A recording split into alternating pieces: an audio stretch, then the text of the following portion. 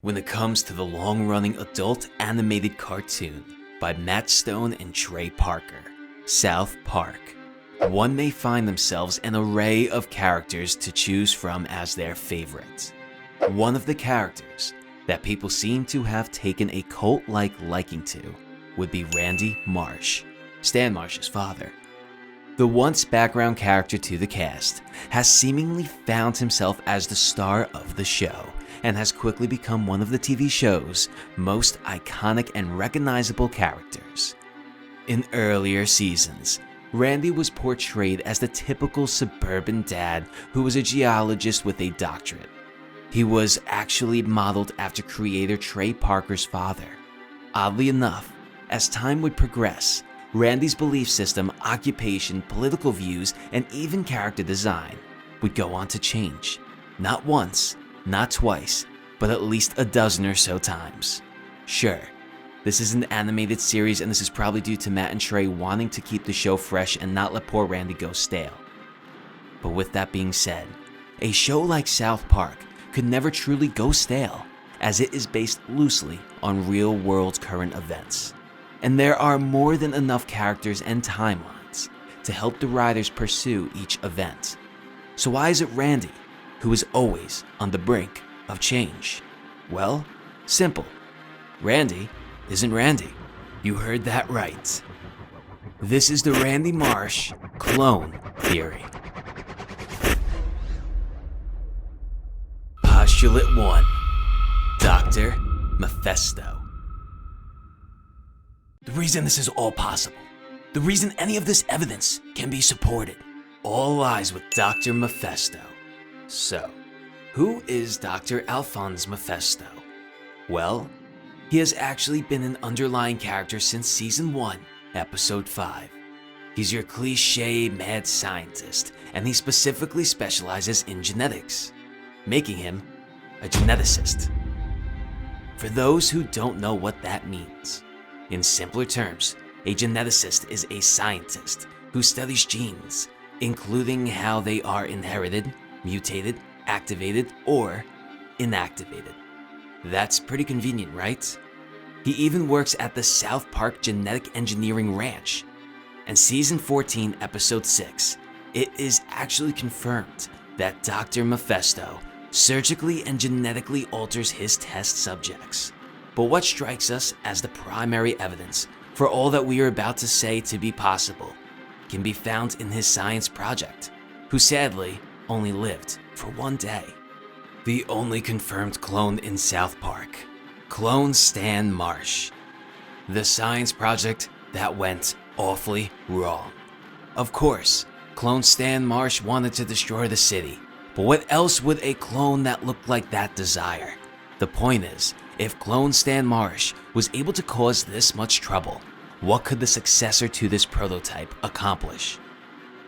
Randy Marsh is more intelligent, stronger, and it's very clear that more people seem to value and respect him. He's a fan favorite to the viewers, and a fan favorite to the town of South Park as well. Postulate 2. Marsh over matter. As we stated, Randy Marsh has changed significantly over the course of the show's entirety, more times than one could count. Many may recall in earlier seasons, Randy being more of a blue-collared conservative type character.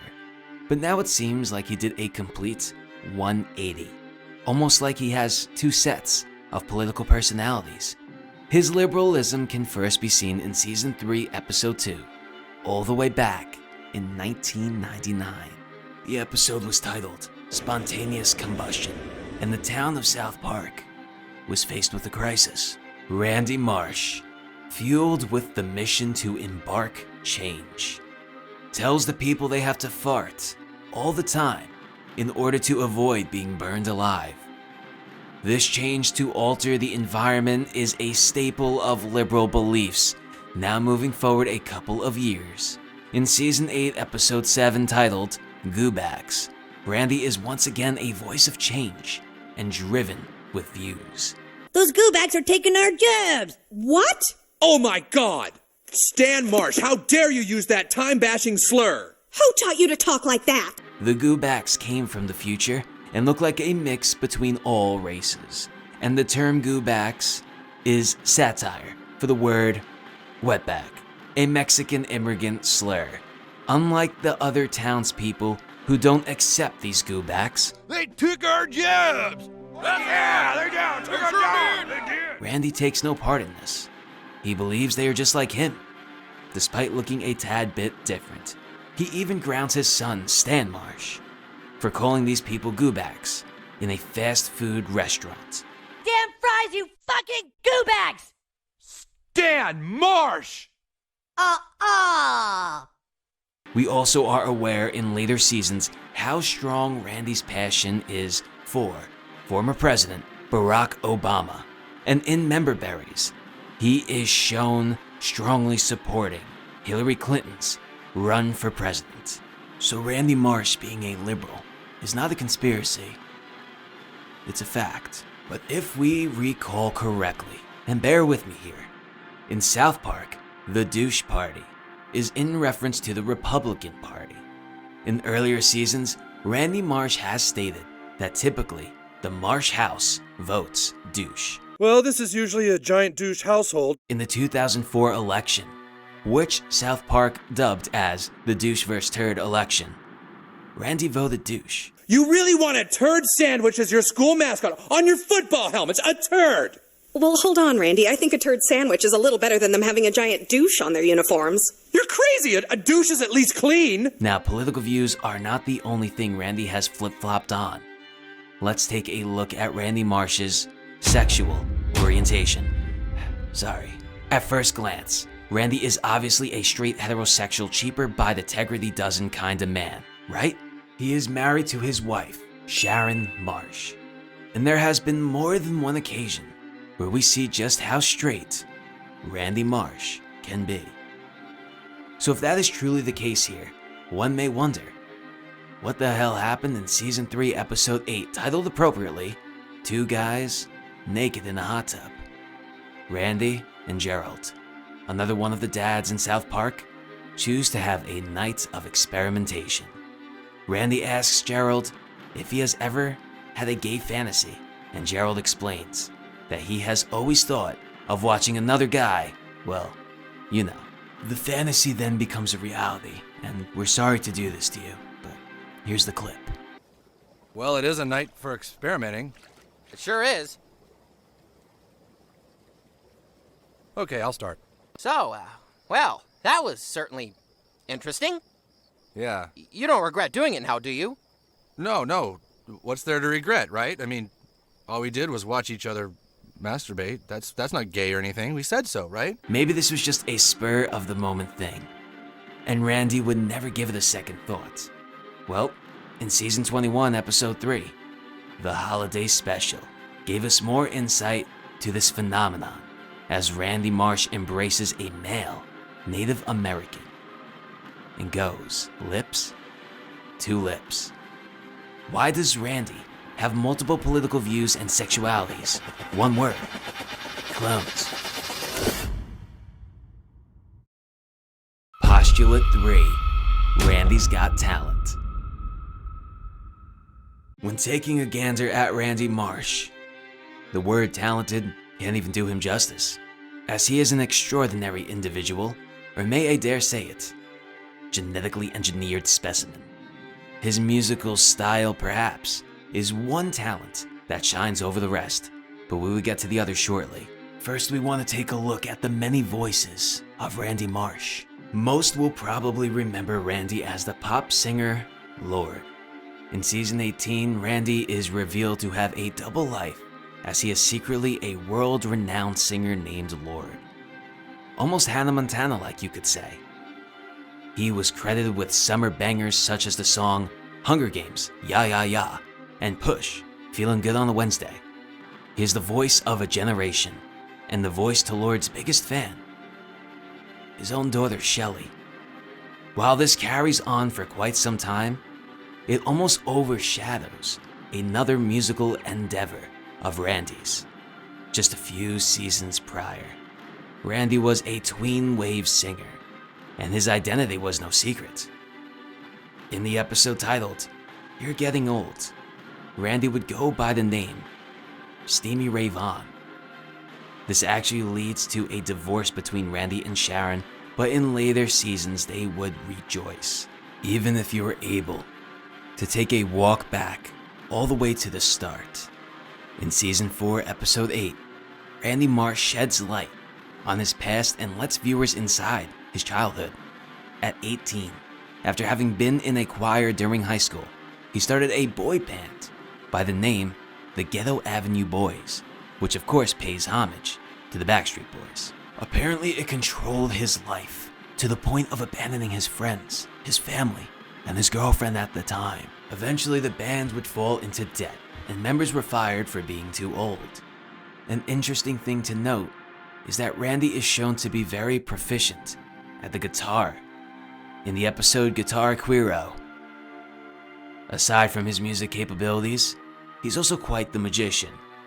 An easy explanation to explain all of these successful endeavors has got to be the presence of clones. Postulate 4. Renaissance Mad Marsh.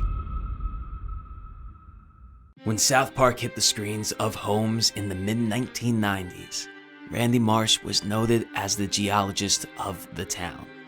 He actually won a Nobel Prize for the spontaneous combustion theory he proposed that saved tons of lives, as we stated before. It has also been confirmed that he works for the United States Geological Survey in the Goobacks episode as well. In the episode About Last Night, Randy actually loses his job. Dad, your boss called. He said you're fired. But he does reacquire his position in the episode You Have Zero Friends. Randy Marsh is at work right now. Work is boring. He has even been referred to as Dr. Marsh on 2 separate occasions. Once by a Republican senator in the episode 2 days before the day after tomorrow. Very impressed with your wild theories, Dr. Marsh. And once again by, well, himself in the episode TMI. Hello, students. My name is Dr. Marsh. With understanding this timeline, how would it make sense that Randy Marsh is also security for the South Park Mall as seen in Season 17's Black Friday trilogy, a Blockbuster owner as seen in A Nightmare on FaceTime, a sarcastic ball coach, and an elementary chef for South Park Elementary, and on top of all of that, he is a Walmart employee as seen in Season 8, Episode 9. Wish we could say that's all of his occupations, but the list just goes on and on. Of course, there were breaks in between his stints as a geologist, but this is just absurd. Point is, Randy has been around the block. Even in the last couple of seasons, Randy Marsh has taken up Tegrity Farms, where he is a pot dealer, we mean hemp farmer. All of his occupations are very different from the last one. There is zero correlation between them. Being as realistic as we could possibly be here, if Randy Marsh was truly a geologist, skilled with an arsenal of chemistry and science, why would he not pursue another job in the field, or another field close to it? Each one of his jobs are unique and drastically different from the last. There must be various Randy Marsh clones who are skilled in various professions to explain all of this. Postulate 5. Appearing different. Something to note is that Randy's appearance has changed more than a few times. In fact, after doing some digging, Randy's animation has been edited more times than any other character in South Park. Looking back at Randy's first appearance in Season 1 to his current look is night and day. For instance, while his mustache is present, his eyebrows are not. His whole animation was very lackluster to say the least. In Season 2, he would primarily have a new design that would actually last all the way until Season 11. In fact, in the episode titled Chicken Lover of Season 2, he mysteriously develops a dimpled chin, seemingly out of thin air. From Season 11's episode Night of the Living Homeless and onwards, a different hairstyle, slightly different wardrobe, and more of a cleaner cut look can be seen Of course, his animation has changed recently as well due to his occupation as a farmer, but that's a different entity. Aside from his animation changes, his personality could be described as quite scattered, as he quite often contradicts himself. This can actually be seen in Season 19, Episode 7, Naughty Ninjas. Randy vows to help Officer Bob Brady defeat ISIS. Turns out, ISIS was just some kids playing ninjas. While Randy promotes Bob Brady to shoot the kids, We need you to shoot some kids.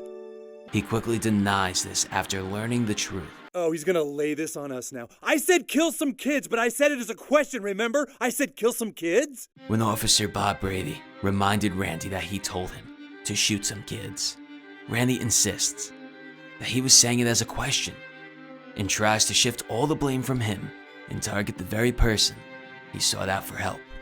Now, this isn't as shocking and out of the ordinary for a character like Randy Marsh. For a character that is typically intelligent, but portrayed as goofy most of the time, he has actually had multiple instances of violence.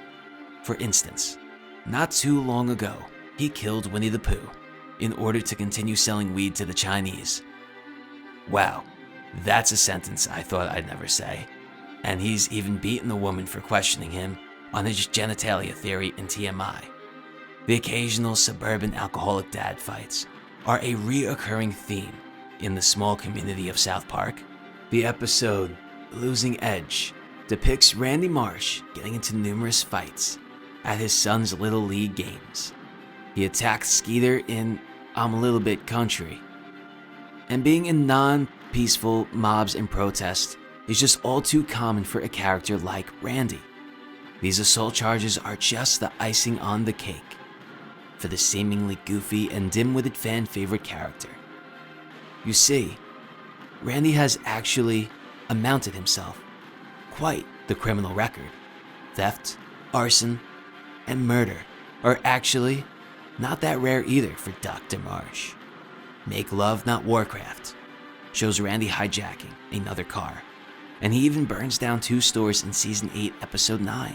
Matter of fact, he has murdered numerous citizens and residents of South Park on numerous occasions for pretty selfish reasons. In the episode Night of the Living Homeless, he murders poor Glenn because he was starting to appear as a homeless person.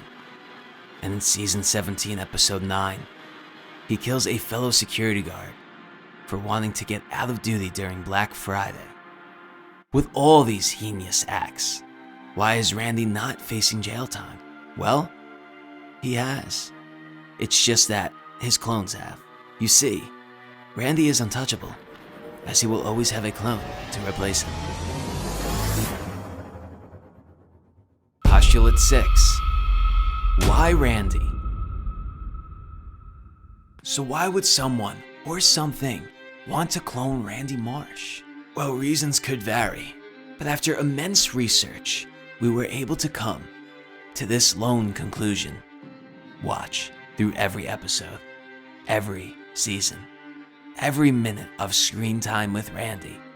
When there is a cry for help, an issue with what's right or what is wrong, anything political, or anything with some kind of deeper agenda or meaning that needs to be pushed, Randy is somehow leading the people.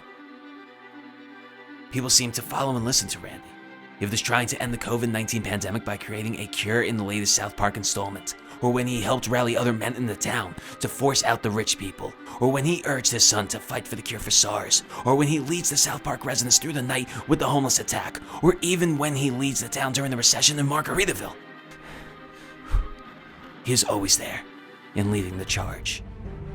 Point is, whatever it is that is going on here in South Park, Randy is the leader amongst the people. Now the question is he leading the people, or is he controlling the people? Now that we've arrived at this point, it's time we actually address our theory. Randy Marsh is just a clone, in a sea of identical clones, being used to manipulate the public, and doing whatever it is that the government or higher society in South Park wants. There is a reason Randy Marsh was an international pop singer, geologist, and weed farmer. There is an agenda being pushed, and the Randys are being placed on the residents' screens, in their headphones, at the town council meetings, in stadiums, grocery stores, and so on, to deliver the message. Each Randy Marsh is different from the last, each programmed with a new set of skills and a new task.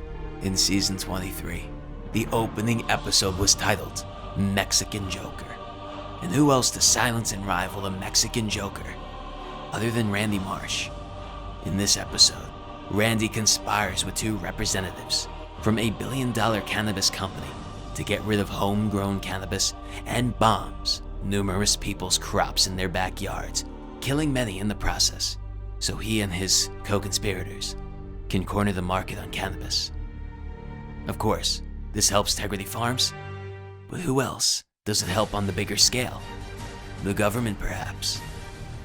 Looking back to when he murdered Winnie the Pooh in the Chinese jail. Winnie was actually locked up in the prison as a political prisoner. Many said Pooh looked like the Chinese president, and having Pooh killed may have been representative of killing the Chinese president. How many have died at the hands of Randy Marsh? How many have mindlessly followed his path in just about everything he is passionate for? He is the Messiah to the sheep.